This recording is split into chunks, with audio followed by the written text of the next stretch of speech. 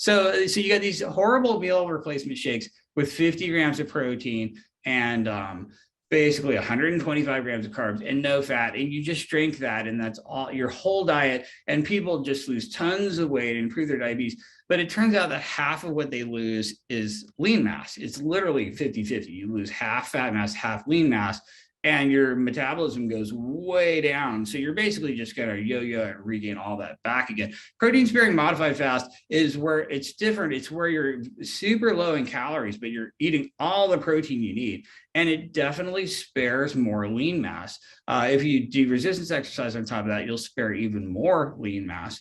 But I honestly don't recommend it. The PE diet it's really about just tiny incremental progressions. Like instead of just going from your diet to protein sparing modified fast, you're headed that direction, but just incrementally in a very gradual and sustainable fashion. And it's less of a yo-yo diet, and it's more of a permanent lifestyle change. And you're just going to try to permanently raise your protein percentage slowly and gradually and get higher and higher. You know what I'm saying? So I really don't like these short-term crash diet type things, because the percentage of lean mass loss to percentage of fat mass loss is not as good when you lose weight rapidly.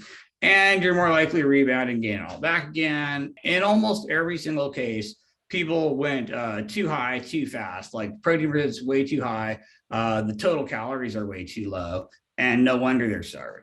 And so, I have all these patients who are like, I thought protein was supposed to be the most satiating thing, so I just ate all the whey powder and egg whites I could possibly hold, and I'm still starving out of my mind. And it's just because you can't sustain that. You will be starving. You cannot eat 100% protein. You'll be absolutely starving for non-protein energy calories.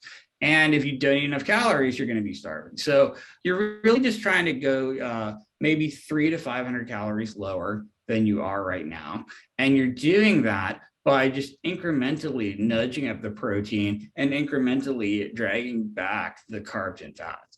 It's honestly to be perfectly honest, it's every meal you're just trying to get 10 grams less of carbs, 10 grams less of fat, and maybe 10 grams more of protein per meal. And that is long term, that's going to be amazingly successful, and you're not going to be that hungry, and you can totally do that. You can totally sustain that. That's basically going to shave off 300 calories of energy from your diet and give you an extra 30 grams of protein that is going to add a ton to your satiety. And so it's all about these smaller, more gradual changes. There's a ton of isocaloric macronutrient substitution studies in the medical literature.